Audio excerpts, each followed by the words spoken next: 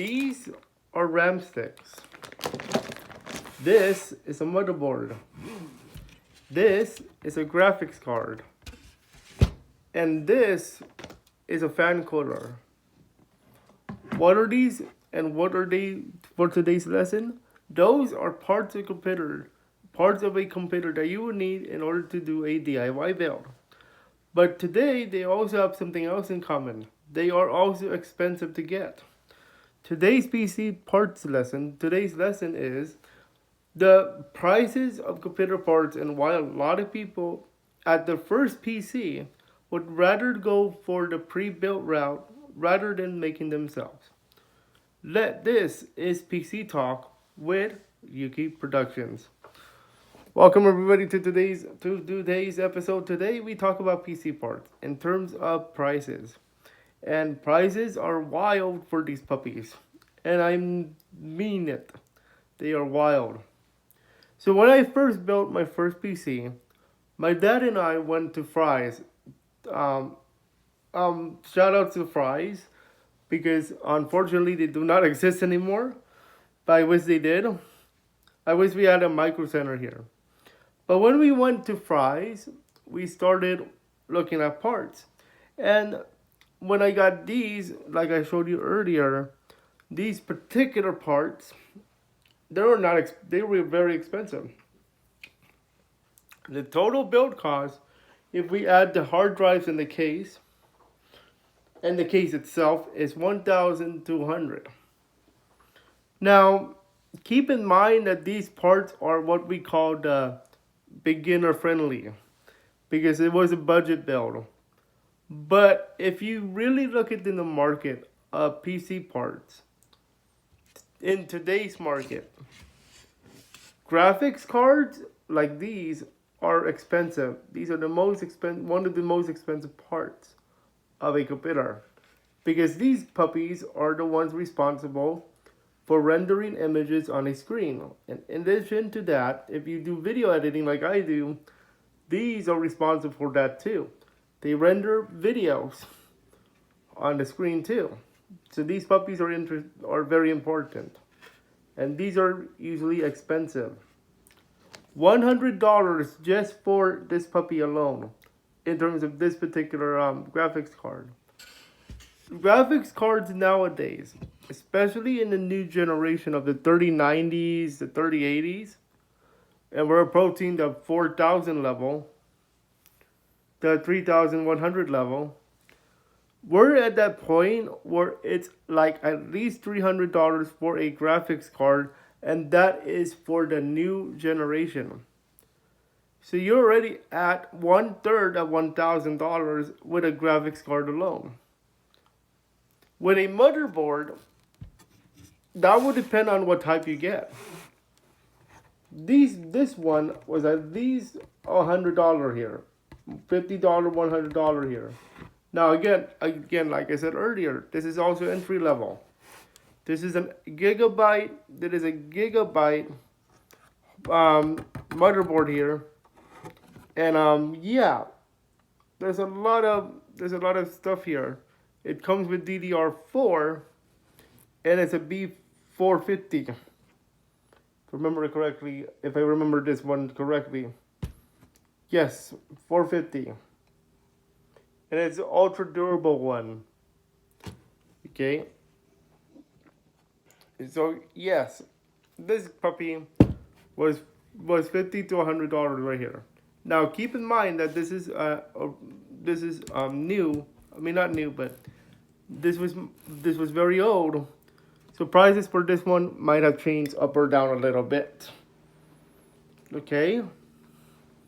So motherboards in general, $50 to $150 if you are talking about budget builds.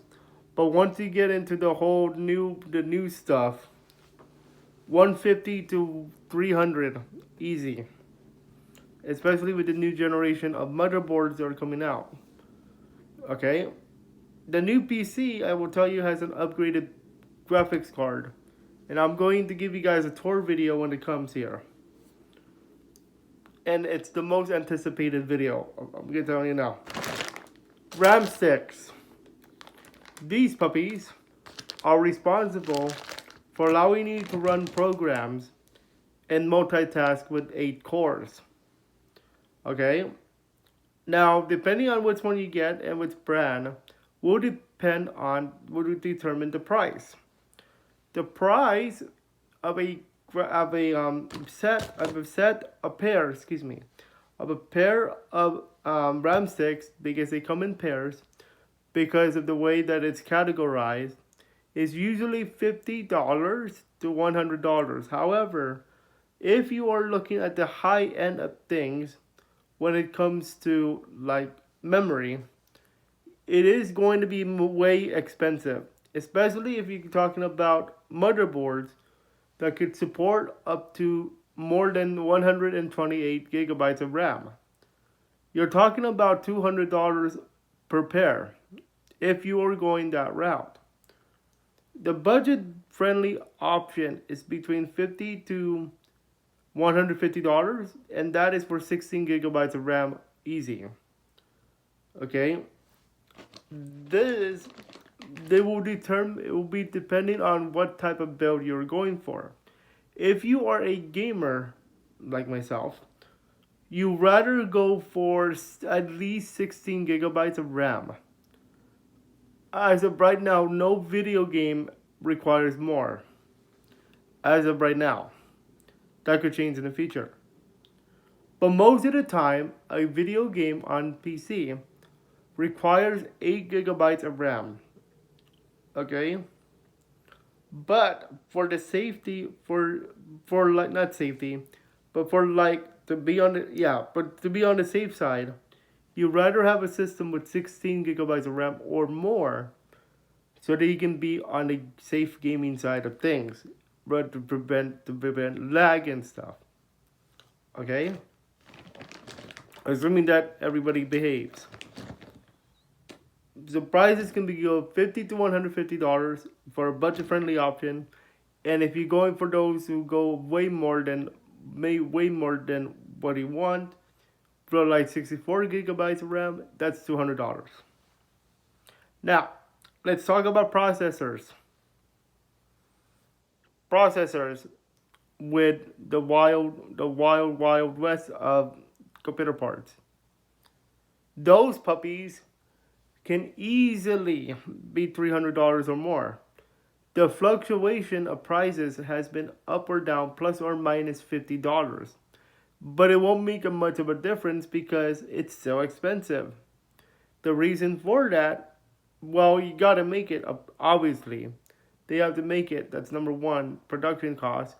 Number two, it will depend on your system. What do you want it for? Do you want it for gaming or do you want it for production? When we're talking about production, that's Intel. When we're talking about gaming, that's AMD. And now when it's coming to like producing videos and gaming, that's usually AMD because of the graphics cards that they have. Now, in terms of like the prices range, and in terms of like good options, both Intel and AMD are good options, but there's a catch. With RAM sticks, it's 16 gigabytes of RAM is the minimum. When we're talking about processors though, make sure your processor and your motherboard is compatible. That's number one. Number two, most games nowadays require, if you are Team Ryzen, Team AMD, you'd rather have an AMD Ryzen 5 rather than a Ryzen 3. The reason being, most games require AMD Ryzen 5. If you are in the Intel spectrum, I believe that is the equivalent of an Intel i5. But I would also consider i7 if you are in the Intel spectrum of market. Because, and the reason being, if you are an Intel side, it's i5 or i7. If you're an AMD side, you rather get an AMD Ryzen 5. Ryzen 7 would be your best option. Ryzen 9 is actually the brand new generation of thing, and you want to make sure that it's future proof. So get a motherboard that's future proof so that if you decide to upgrade later, it's easier. And then for your processor, get something that is way more than 3, or in the case of AMD, or i3 if you are in the case of Intel. You rather be on the safe side than sorry side. Now let's talk about hard drives. Excuse me, let's talk about the prices again. The prices for a processor will be depending on which one you want and which one is compatible. I would say no more. The prices for that 150 to 500, and that's because sometimes, in most cases, the reason why it's 150 to 500 is because you have this puppy right here that is included. This, my friends, is a fan. Now, unfortunately for me, we actually went ahead and did the whole thing where we bought it separately. This puppy is actually supposed to be with the processor included. There are some cases where you can buy the processor separately, and if you have the fan already, but it's a bundle, so that's why you want to have the fan included. So you don't have to buy the fan separately from the processor. It's more expensive if you buy it separately, because you get the fan and the processor for not even, but together. You'd rather have that deal than buy them separately, otherwise it could be more expensive.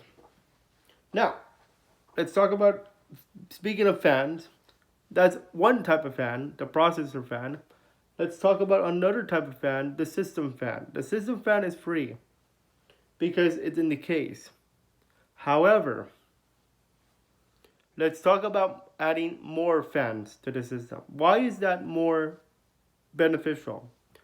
Because you want to make sure you blow out some insulation.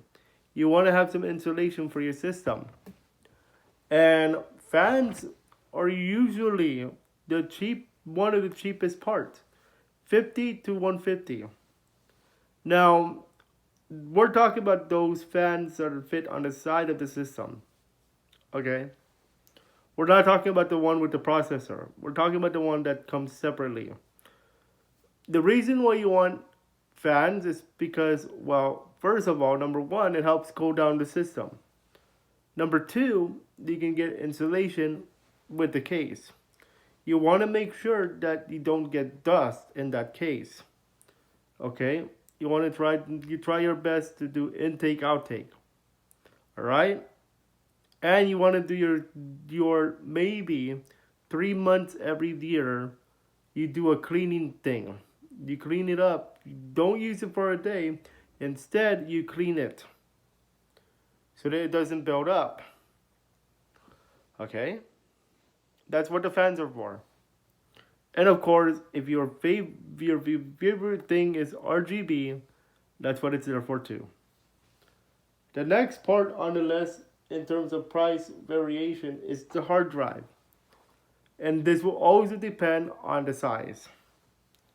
I'm not talking about the actual size of the actual hard drive here. We're talking about the storage size in this case. Most of the time, you want to try your best to find a hard drive that supports up to 3,200 gigabytes or 3.2 terabytes. They're the same, by the way. 1,000 gigabytes is equal to 1 terabyte of storage. Therefore, 3,200 gigabytes of storage is equal to 3.2 terabytes. Minus system files. So you should be at 1,144 gigabytes by the time you start. And the reason why I say that is because when you boot up Windows, that takes up space already. And you have to have a OS or operating system in order to, well, boot a computer. Now, there are ways in Windows 10 you can actually download Windows 10 on a flash drive on a flash drive and then put it into the hard drive later so you can boot it up. However, it is recommended that you do that. You do that system where you download the Windows 10. Now, my new PC is actually Windows 11 ready. It's like it's already built in, so I don't do nothing. I do nothing for that part. But you have to at least have that for the system. In terms of price range, depending on your storage situation, you want to go for 1000 plus TB, 1 TB plus, maybe because of video game storage. The reason being, video games nowadays require at least 100 gigabytes of storage, and in some cases 200. It's rare, but it happens. I believe the newest Call of Duty has a lot of needs for storage, from what I heard. So one game is already 1/3 of your storage, potentially. Now, you can actually download multiple indie games, and that is still going to be good enough for storage there. Prices on a not graphics card, prices on a hard drive is usually 50 to 150. High end is 200, and maybe 250 depending on storage size. Again, 3 terabytes is your golden rule. Now, if you decide to add more storage just in case, let's just say that you have a backup hard drive, you can also do that. I would recommend that actually, especially if you're working on like a big VR chat project. You know, any those, because you have to do video editing, recording. Number one, you have to do recording. Number two, you have to do the voices. Number three, you have to do video editing. And number four, you have to do graphics. That's already GBs right there. GBs, gigabytes of storage.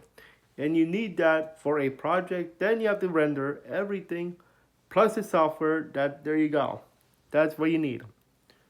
And that's just for one video. And that's just for one episode. And what happens if you want to do a trailer? Same thing. You want that storage. Okay? So that's why you want to go high. You want to go higher. But don't go too high. The final part we're going to be talking about is going to be the power supply. I talked about this puppy in the mini version of the price range. We were talking about computer parts. But I want to go further with power supplies. There is a reason, there is a golden rule that you never, ever, ever, ever, ever cheap out on a power supply. And the reason for that is because of what you get. Yes, it's a power supply. Duh. But, number two, it powers your system. Obviously, duh. But here's the thing. It's important because it also tells you if your system is working. What I mean by this? Well, I mean, does the system work, power on, and all that good stuff? Is it taking enough power? So, how are power supplies used? Power supplies are used to power the system, and they are also used to draw in power for the system. Okay? And remember, the power supply is connected to the CPU plus the motherboard connector and any other cables that come with your motherboard, which is the SATA. The SATA cables are required because that is for the hard drive, and they come with the motherboard, interestingly enough. not the hard drive. So the motherboard package will include the SATA cables for your hard drives when you get them. Okay. Now let's let's identify. Let's categorize a.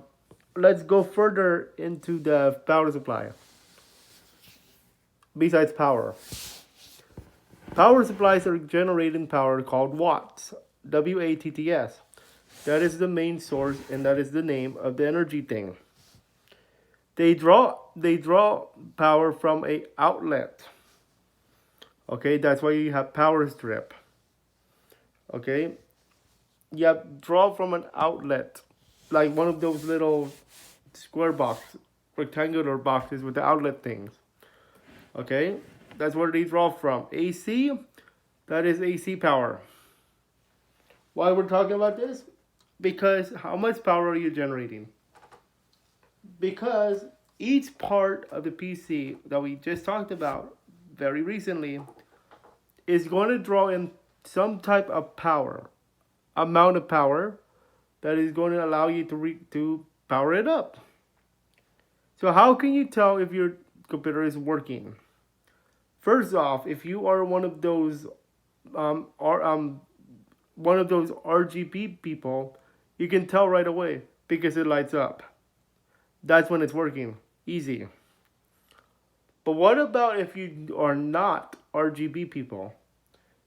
Then you have to hope that it posts with your processor. If you see something on the screen, congratulations, it works. If you do not see anything on the screen, then that is an issue with posting. It could be your CPU. It could be your RAM sticks. It could be anything. That's why it's easy. That's why it's important to learn about the channels for RAM sticks. Next, the power supply has a few variations of wattage. There's a 500 watt, there's a 750 watt, there's a 900 watt, and more further down the line. Do not, I'm going to pound it now, do not buy a power supply with more than 1000 watts. No PC, unless you're going for the very high end people, no PC is going to draw in more than 750. Unless you are one of those with the newest PCs. I'm not talking about my new PC here. I'm talking about like the big boy systems, like the ones with the new graphics card, like the 3090s. Those puppies can easily go higher power. Okay? So so you have to remember the wattage. There's a reason why I use PC Part Picker. They actually give you an estimate, and when you pick the parts on PC Part Picker, they give you the parts and they give you how much wattage it will go if you add it to your pre-built system there.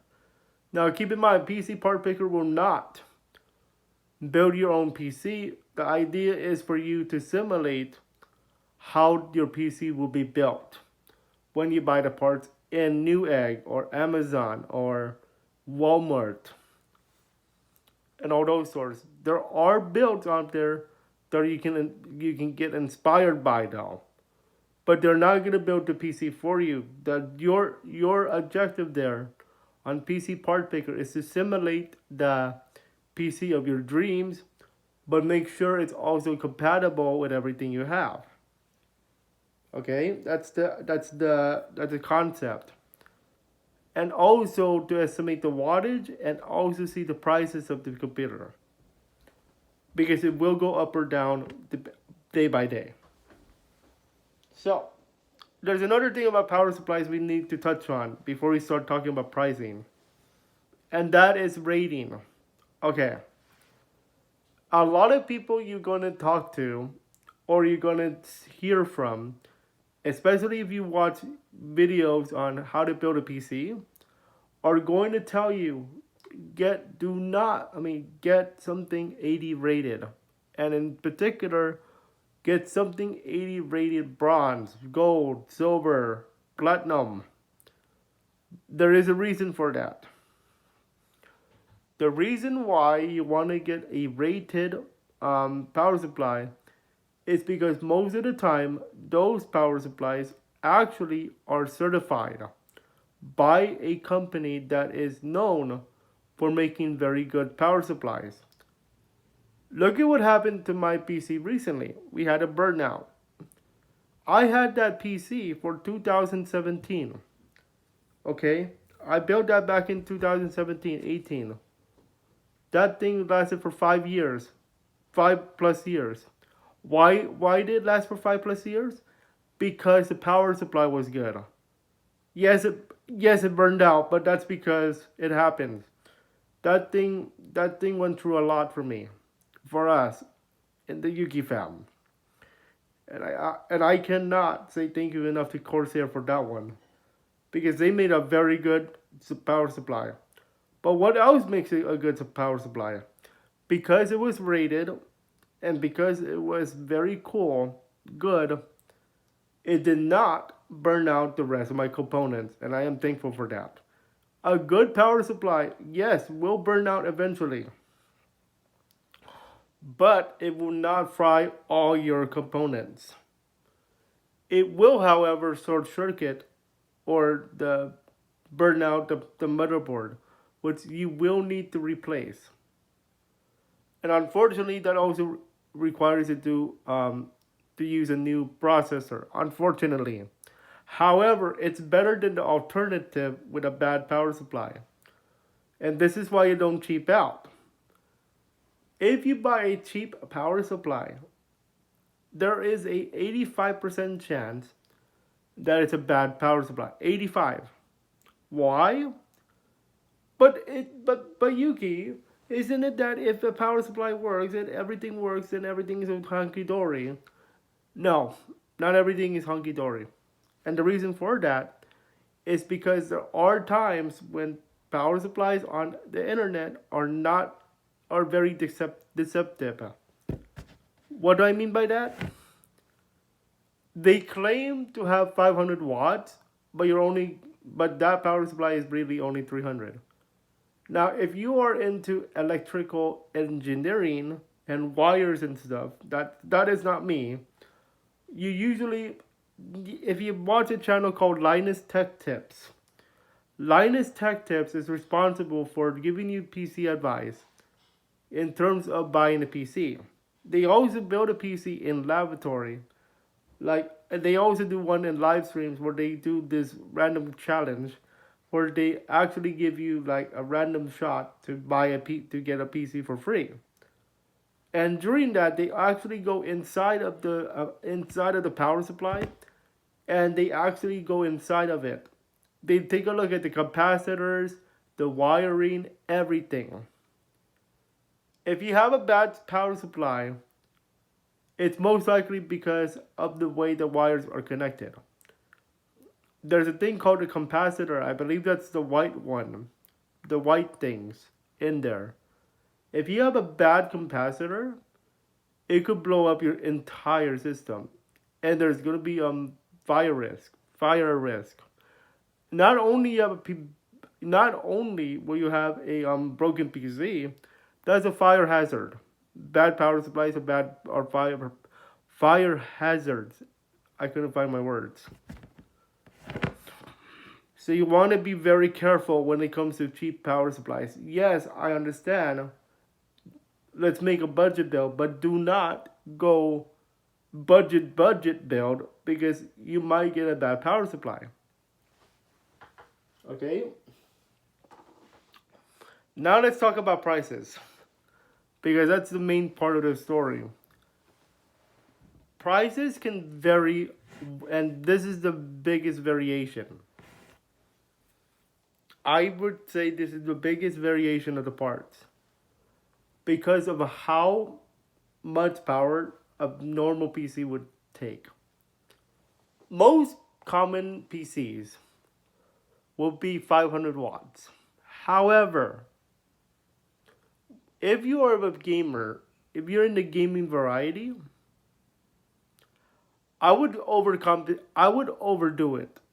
Like if the power supply is 500 and the required wattage is, let's say, 415, yes, 500 is obviously enough.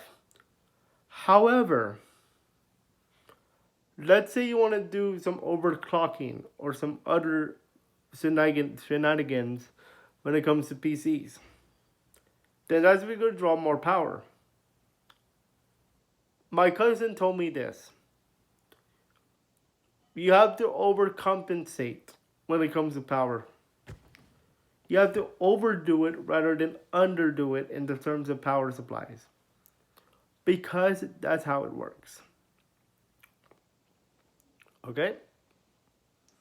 Prices for power supplies on the very good low end is $110. On the high end of things, it is $500. I'm going to give you some tips though. Look for a power supply from Corsair, and because they're good, they're common. They're one of the common companies.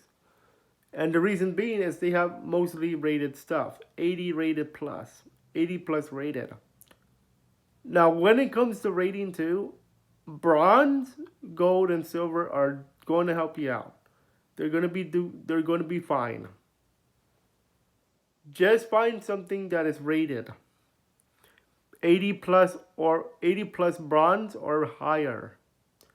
The more higher you are, yes, the better it is. However, the more higher you are in rank, like 80 platinum, the more expensive it's going to get. So I would say try to go for something 80 bronze if you're going budget, and 80 gold if you're going to make sure, like, future proof some things. I want to remind you this: a burnout is going to happen eventually because of age for that power supply, but it's nothing to worry about other than replacing the motherboard and the processor. You'd rather do that than go the alternative route where you buy a cheap power supply and everything blows up. You do not want that. Yes, it's going to be expensive to replace the motherboard and the processor and maybe a new PC if worse comes to worse. But you rather do that than have a fire hazard waiting to happen, especially with a power supply that's bad. Okay? Capiche? Good. That's today's that's today's PC talk. Tomorrow we are going to go into the world. Let's say let's go into the world of cases. We're talking about the computer case tomorrow. What is inside, what we need to understand, and why a motherboard is fixed for that. We'll talk to you guys tomorrow on tomorrow's PC talk. And I will continue these even when we have a new computer, because I want to show you guys the process of everything. We'll see you guys mañana for another PC talk.